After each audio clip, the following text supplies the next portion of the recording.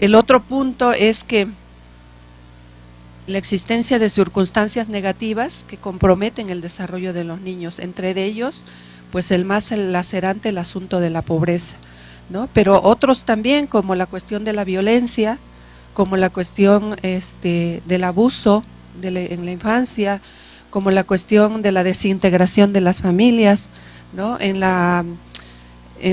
el trabajo que se presentó la otra vez en el programa de Infancia en noviembre, se hablaba, por ejemplo, de la situación de los niños migrantes y de los niños de familias que se desintegran porque el papá o la mamá pues tuvieron que irse de su comunidad, ¿no? Entonces, todo eso está siendo un fundamento importante a la hora de impulsar la atención temprana, la intervención temprana. Y también este punto de las demandas y expectativas de la educación preescolar, ¿no? Ahora, por ejemplo, en México, con este enfoque de los estándares y con esta incomprensión de la diversidad por motivos de discapacidad a la hora de definir las normas, los procedimientos de inscripción y todas estas cuestiones, aparecen ya algunas, por ejemplo, ¿no? que las escuelas están obligadas a admitir a todos los niños independientemente de su condición, ¿no? Que todos los niños tienen que incorporarse en las escuelas, pero a la hora de los programas, a la hora de ya formalizar, digamos, los aspectos curriculares, pues ahí pesan mucho la cuestión de los estándares. Y vamos a ver cómo en la investigación que yo hice desde los centros de desarrollo infantil, ¿no? Es decir, hay parámetros que se tienen que cumplir, que si no se cumplen, pues lo siento mucho, pero pues el niño tiene problemas, el niño tiene dificultades, está retrasado y pues entonces pues no, la escuela no le puede ofrecer pues atención o no le puede ofrecer educación, mejor llévelo a educación especial, ¿no? O mejor busque algún otro lugar donde lo ayude. Y luego el otro punto también, problemas de calidad en el cuidado del niño, ¿no? Si bien es cierto, se han ampliado sistemas de cuidado del niño, por ejemplo en México ahora hay centros de desarrollo, bueno, no sé si son centros de desarrollo infantil, pero sí son como unidades de cuidado de la infancia, promovidas por parte de la Secretaría de Desarrollo Social, ¿no? En donde se reporta que asisten niños con discapacidad, con necesidades educativas especiales, pero no se sabe si se les están dando los apoyos que requieren, y no se sabe también cómo vamos en términos de calidad. Yo leía, bueno, participé con mucha atención en el trabajo que presentó Rolf Myers, que él es experto en este tema de evaluación de la calidad, pero donde una de las cosas que decía, bueno, la calidad no está claramente definida, ¿no? Y en términos de programas para la infancia temprana, pues también es un trabajo muy fuerte que se tiene que hacer. Porque ahora también, por ejemplo, en México hay muchos centros de desarrollo infantil que así les han llamado privados, pero no se sabe también, no se sabe mucho cómo están operando y todas estas condiciones que se deben de tomar en cuenta, todos estos indicadores que ahora por parte de la Academia de la Investigación se han estado promoviendo, ¿no? Indicadores de calidad para los centros de desarrollo infantil. Y bueno, pues lo que también es una realidad en México es la ausencia de programas de intervención temprana, o programas así que se crean por temporadas y luego desaparece, ¿no? Una falta de continuidad. En México, por ejemplo, en los 80 había centros de intervención temprana.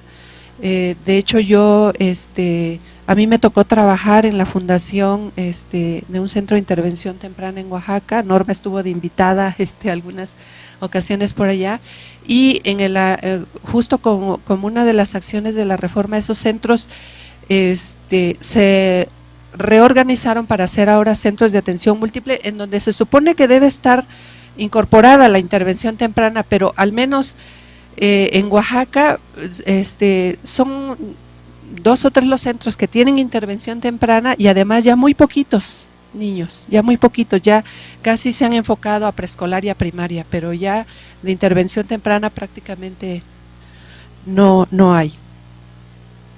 Y entonces vamos a ver cómo hacemos nosotros, ¿no?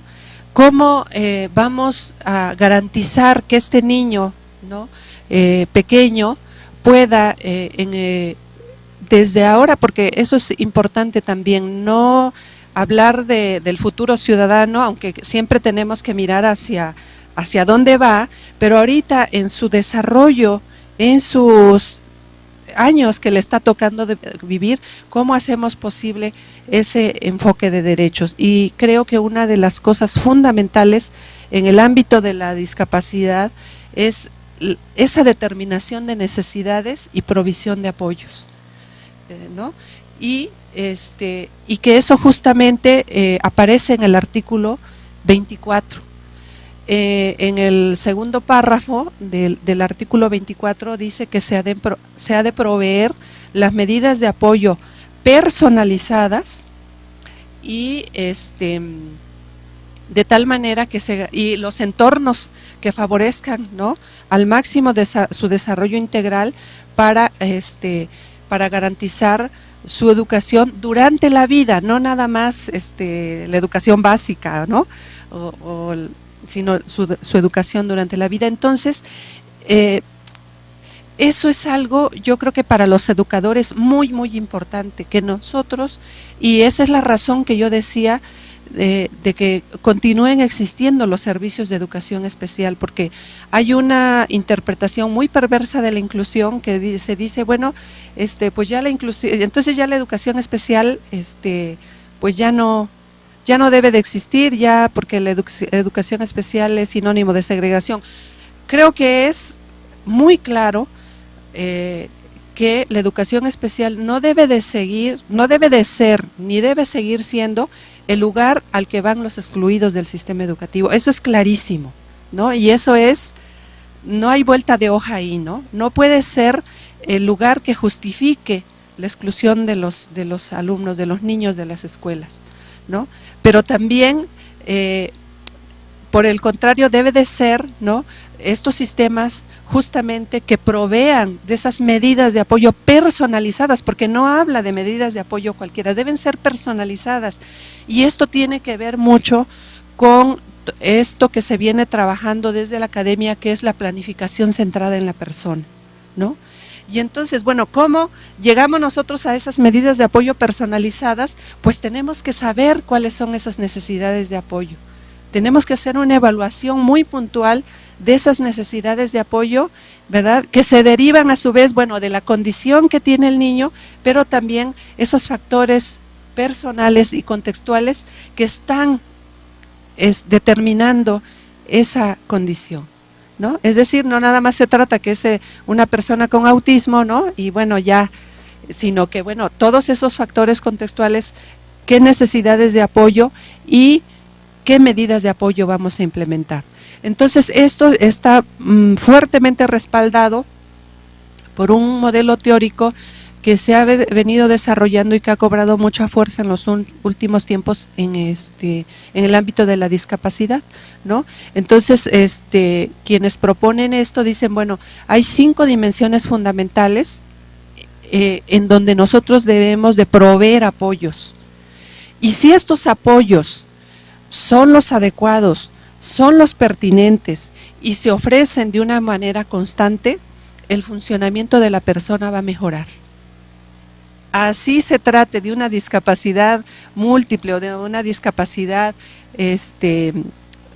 grave, incluso ahora, por ejemplo, en algunas investigaciones ustedes van a ver que ya no se habla de personas con discapacidad grave, por ejemplo, sino se habla de personas con necesidades de apoyos extensos y generalizados, ¿no?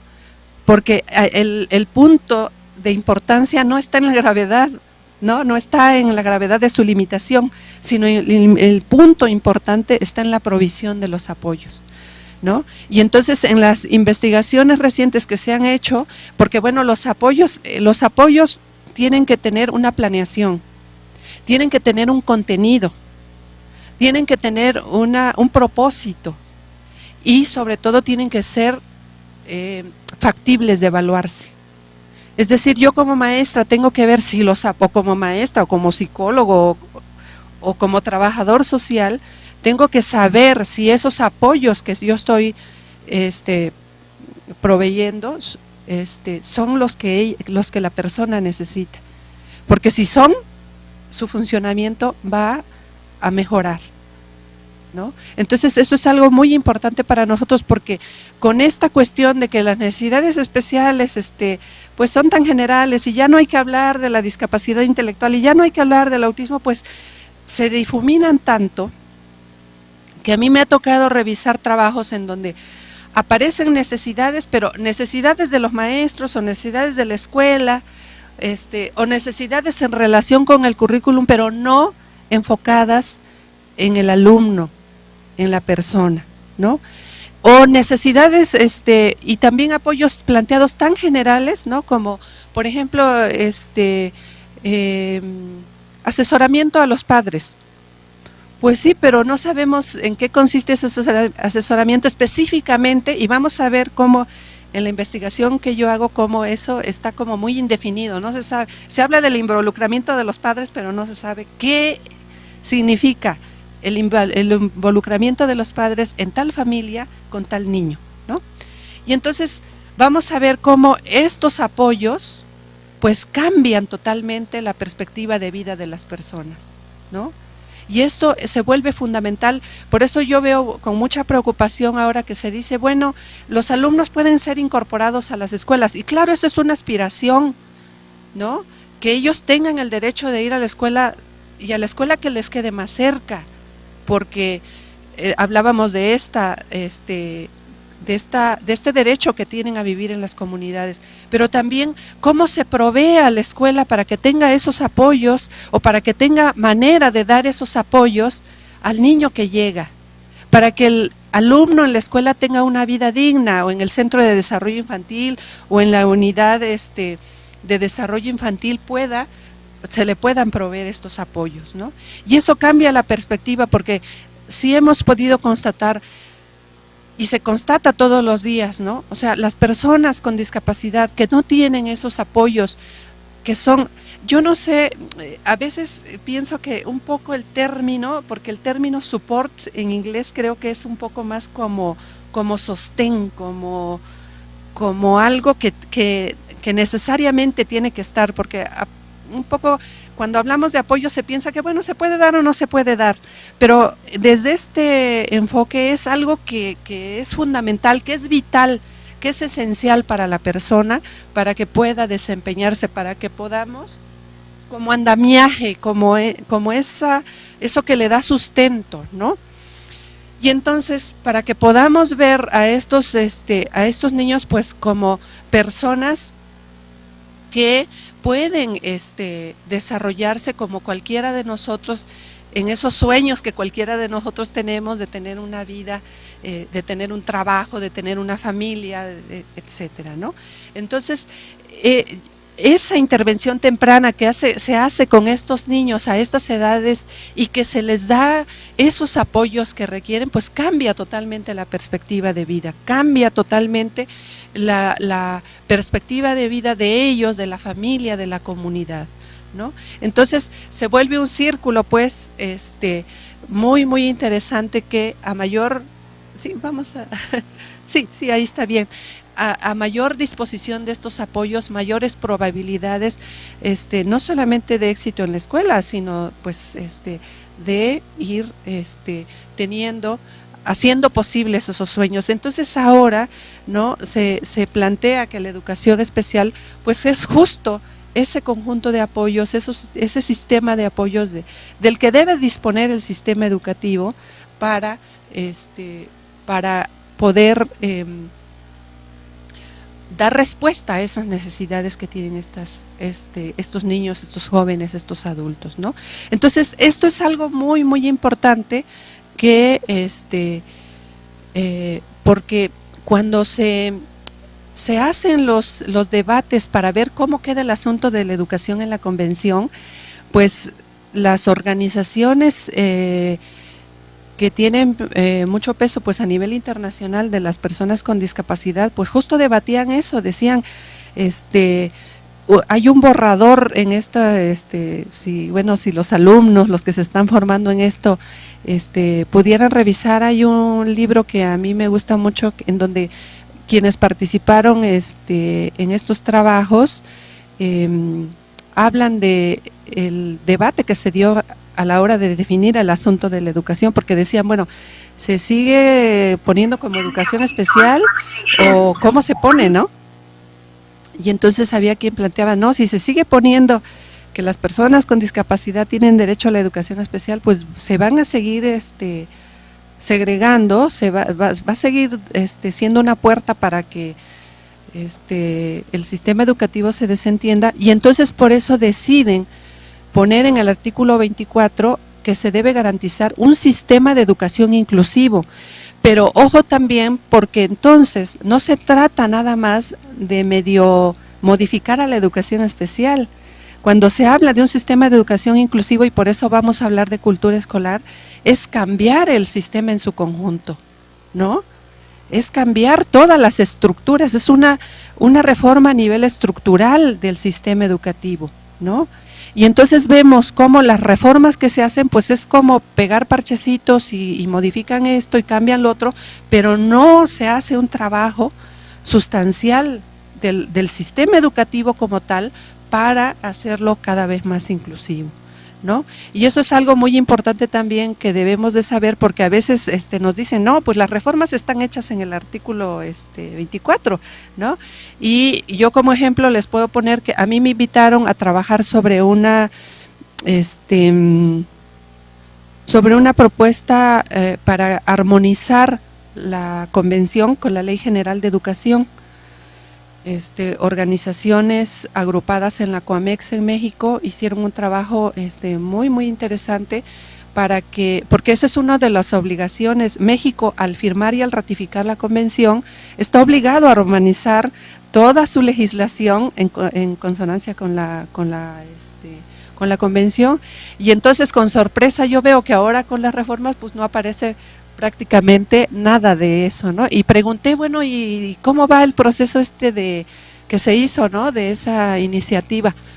Dice, pues está en la congeladora, porque pues para empezar, para hablarle a las personas que están encargadas de eso, de inclusión, pues hay poco tiempo y pues prácticamente no se sabe a detalle todas estas cosas que yo creo que nosotros como académicos, como investigadores, pues sí debemos saber para poder ser un poco más pertinente, cuando menos en nuestra práctica, ¿no?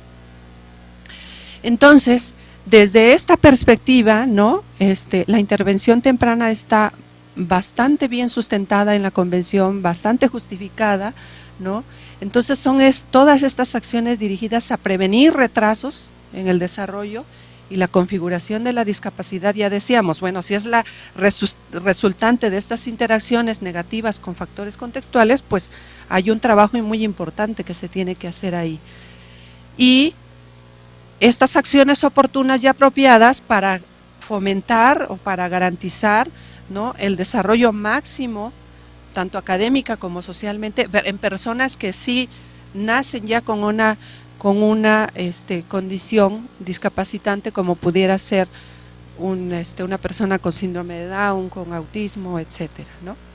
Entonces son dos acciones fundamentales que dan sustento, que deben dar sustento a la intervención temprana como un sistema de apoyo, y que, como decíamos, ¿no?, debe de ser planeado, sistematizado, ¿no?, permanente, y desde luego pues sujeto a una evaluación constante para ver si los apoyos que se están dando pues pueden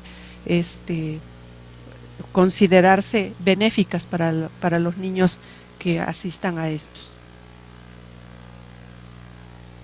Y bueno, ¿qué tenemos entonces en la investigación reciente ya en el tema de intervención temprana? eh, pues bueno, hay algunas dificultades y dificultades muy serias, ¿no? En principio hay una dificultad muy importante para el diagnóstico temprano, ¿no? Muchos de los niños que requieren de esos servicios de apoyo en la edad temprana, pues pasan desapercibidos y vienen pues llamando la atención hasta que están reprobando en la primaria, y entonces pues ya muchas cosas que bien pudieron hacerse no se hicieron, ¿no? Y en esto del diagnóstico temprano, una carencia de formación, reportan las investigaciones, muy, muy importantes. Yo creo que sí se necesita abrir espacios de formación para la intervención temprana. Hay algunos países que sí le han puesto atención a esto, pero pues en nuestra realidad latinoamericana creo que no. Bueno, en Chile hay experiencias, se han editado algunos manuales, revisaba yo.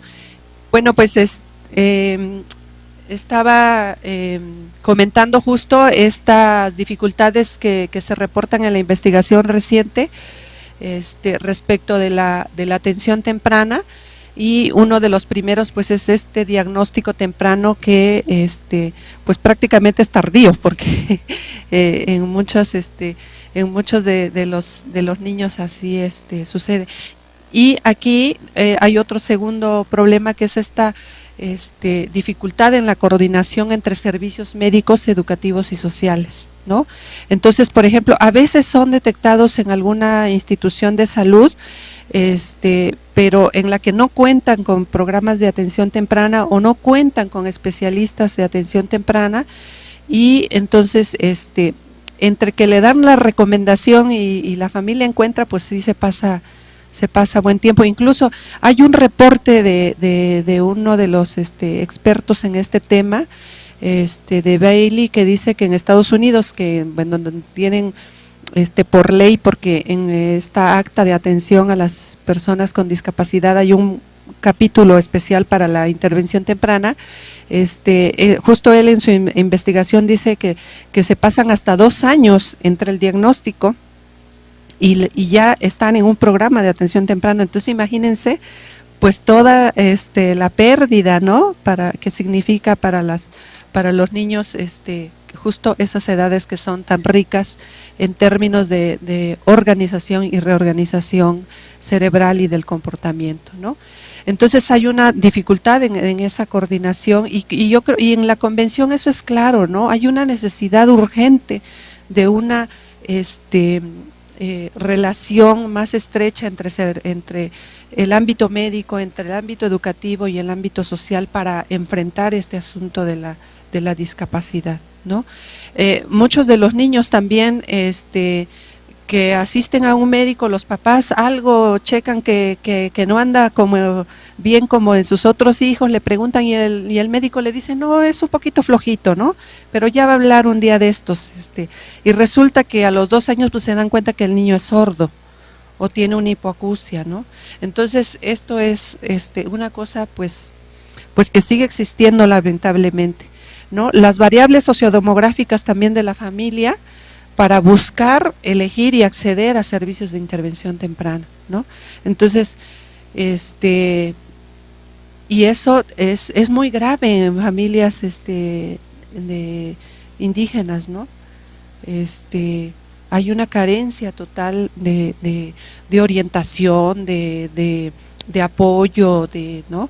Hay, por ejemplo, en México ahorita se está trabajando mucho el CONAFE, que es un organismo que llega a comunidades indígenas, tiene un programa de educación inicial, ¿no? Y ahí se está trabajando mucho desde este enfoque que los expertos le denominan ecológico, y está muy bien. Yo creo que bueno, hay promotores de la misma comunidad, pero hay algo fundamental, ¿no?, que pienso yo que se está descuidando, y que recientemente escuchaba a un experto de intervención temprana que hablaba de este modelo ecológico, en donde decía, bueno, sí, en el modelo que nosotros proponemos, pues hay un facilitador, hay un profesional, ¿no?, que va a las comunidades, pero es un profesional que está muy respaldado por especialistas, expertos en el tema de la intervención temprana y expertos en el tema de la discapacidad en la infancia, ¿no? Es decir, no nada más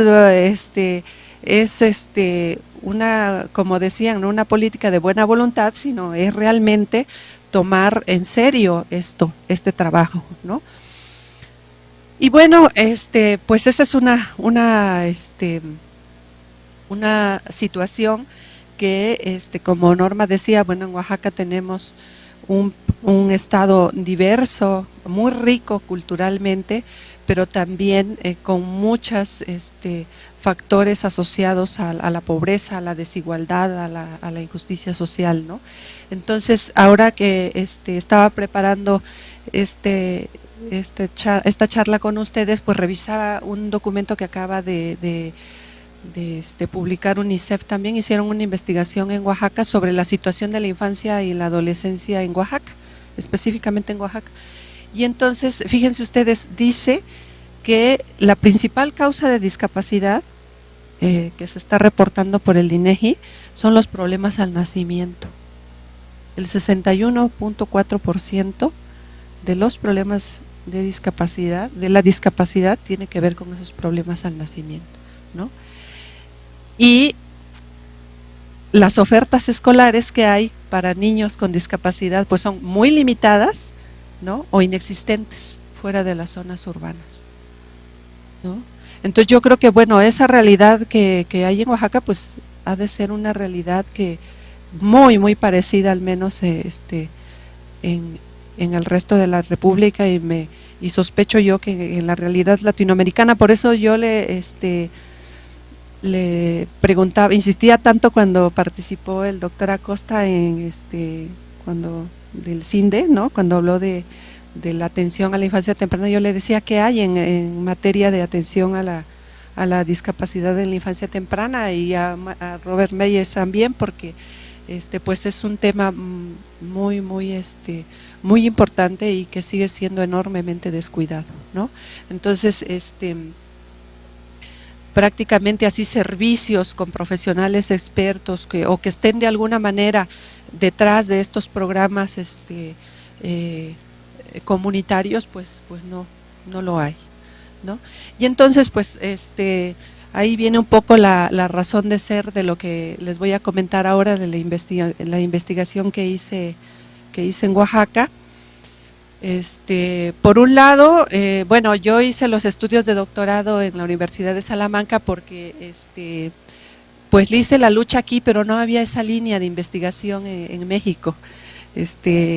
Presenté mi proyecto en la UPN, presenté mi proyecto en Cinvestav, pero había otras líneas, ¿no?, de educación, pero no había el tema de la atención a la discapacidad. Entonces, bueno, la Universidad de Salamanca y un grupo de expertos que tienen ya muchos años, Miguel Ángel Verdugo a la cabeza, que ahora le acaban de dar el premio Reina Sofía por el impulso que le ha dado en España al trabajo, bueno, en España y en Latinoamérica, porque ha sido invitado a Chile, tiene un máster abierto que pues los latinoamericanos hemos tenido oportunidad de participar, y bueno, pues entonces llegué ahí no tanto por querer conocer España, sino porque pues sí quería continuar con esta formación. Y entonces, bueno, cuando ya definí el trabajo de investigación, me interesó mucho esto de la cultura escolar. Había como antecedente un trabajo que había hecho una mexicana también, Silda Lobato, nada más que ella lo hizo en escuelas de Salamanca, y pues yo dije, no, pues yo quiero hacerlo con escuelas de México. y pues dar otro salto más y hacerlo con los centros de desarrollo infantil, porque cuando yo trabajaba como centro de intervención temprana, pues también más o menos son los años en que empiezan los centros de desarrollo infantil en Oaxaca, que son los centros de desarrollo infantil de la SEP, que es una de las cosas, yo creo que muy importantes que se han hecho por parte de la SEP. Son instituciones con con personal,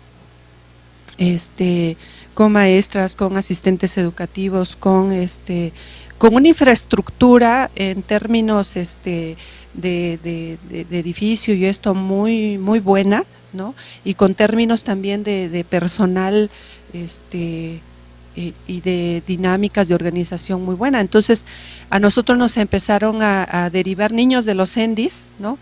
Y en ese tiempo todavía, pues, el problema principal era porque daban mucha guerra, ¿no? O sea, por problemas de conducta, fíjense, en esas edades, ¿no?